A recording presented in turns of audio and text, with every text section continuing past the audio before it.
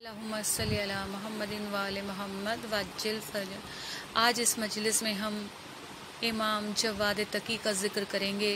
मेरे मौला का लक़ब जवाद इसलिए भी है क्योंकि मेरे मौला मांगने वालों को ज़रूरत से ज़्यादा देते हैं।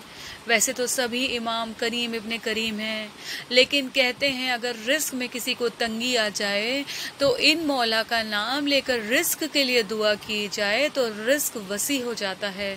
तो हर नमाज के बाद आप मौला जवाद तकी का नाम लेकर अपने हलाल रिस्क के लिए दुआ कीजिए।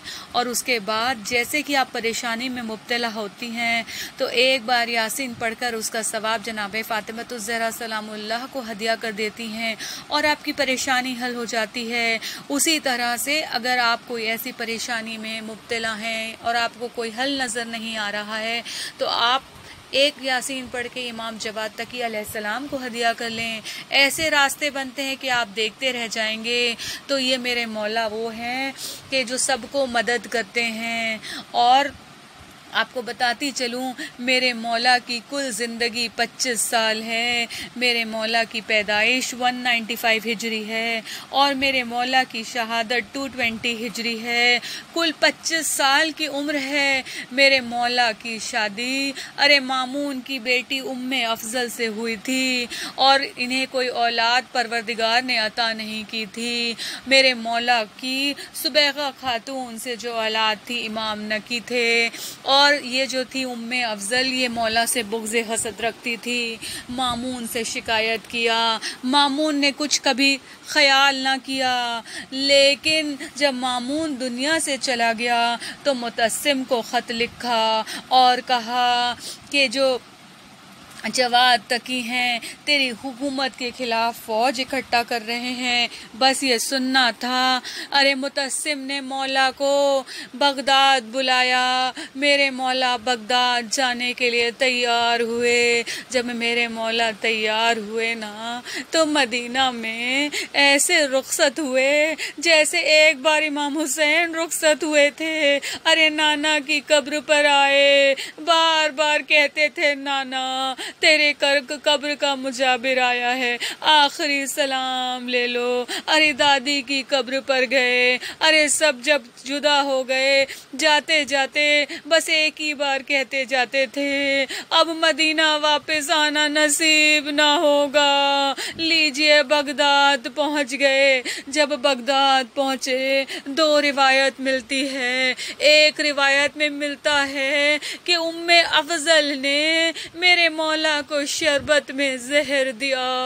दूसरी रिवायत मिलती है कि मुतस्सिम के वजीर ने अंगूर में जहर दिया।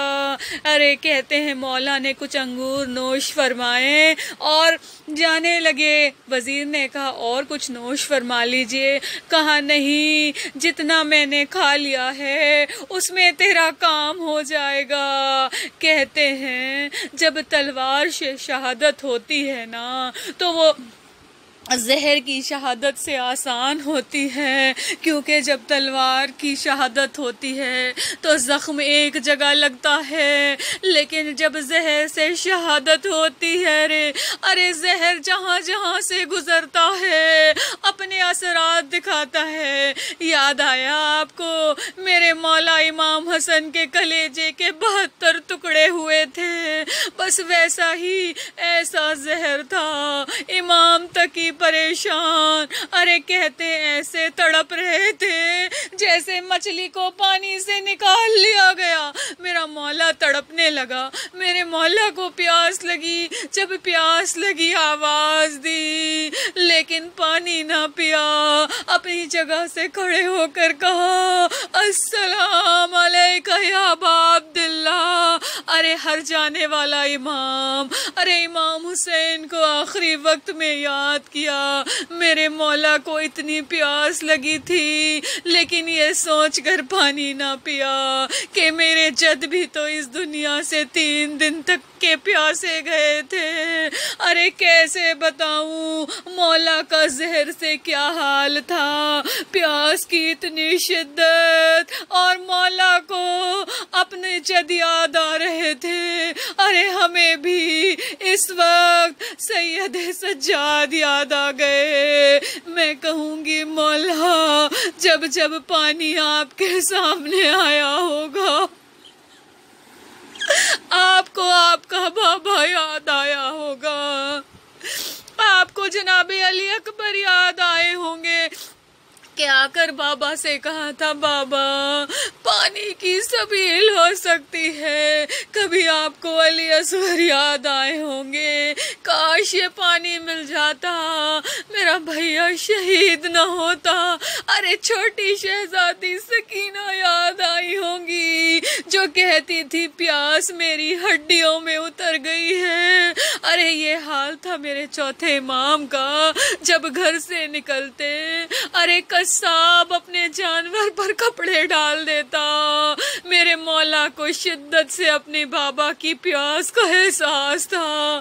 ایک بار ایسا ہوا ایک قصاب کو پتہ نہ چلا، مولا اس کی دکان کے سامنے آ گئے، بس اس قصاب نے کہا مولا ابھی کپڑا ڈال رہا ہوں۔ مولا نے کہا نہیں کپڑا نہ ڈال۔ کہا کیوں؟ کہا میں تجھ سے کچھ سوال پوچھنا چاہتا ہوں۔ کہا کیسا سوال؟ کہا یہ بتا جب اس جانور کو ذبح کیا تھا تو کیا پانی پلایا تھا؟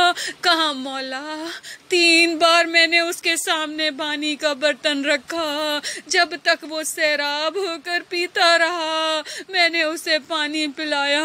میرے چوتھا امام کربلا کا رخ کر کر رونے لگا، ہائے میرا بابا دنیا سے پیاسا گیا۔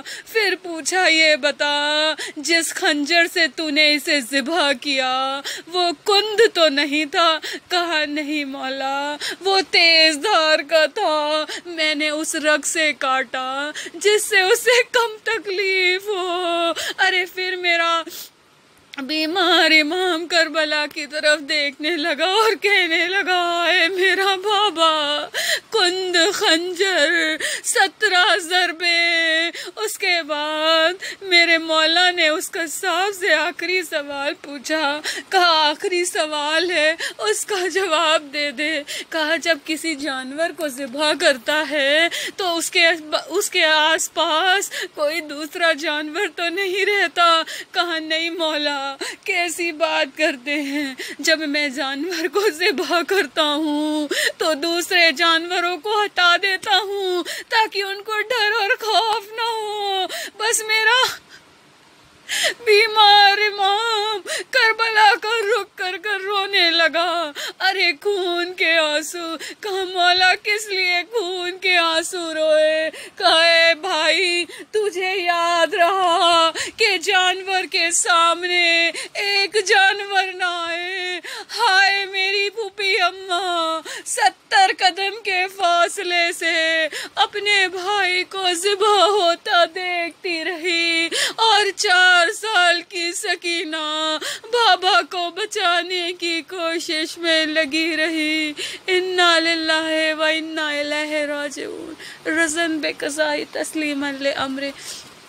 پروردگار ہماری اس مختصر سے عزاداری کو قبول فرمائے، پروردگار ہمارے گناہ کبیرہ اور صغیرہ کو بخش دے، پروردگار ان آنسوؤں کو رومال فاطمہ میں جگہ مل جائے، پروردگار ہماری یہ چھوٹی سی کوشش اس لاک ڈاؤن میں جہاں جہاں یہ مجلس برپا ہو رہی ہے وقت کے امام اس مجلس کو قبول کر لے۔ اے پروردگار جب تک جئیں مجلس حسین میں جاتے رہیں، جب اس دنیا سے چلے جائیں تو شفاعت حسین میں ملے۔ پروردگار جو جو حج زیارت جانا چاہتے ہیں انہیں جلد سے جلد بلا، ہمارے والدین کا سایہ ہمارے سروں پر سلامت رکھ۔ پروردگار جو جو گناہوں کے کارن دعائیں رد ہو رہی ہیں ان گناہوں کو بخش دے۔ پروردگار جو بیمار ہیں انہیں شفاء کلی عطا فرما۔ پروردگار وقت کے امام کا ظہور جلد سے جلد ہو اور وہ ہم کو ان کے انصار میں شمار فرما۔ آمین یا رب العالمین۔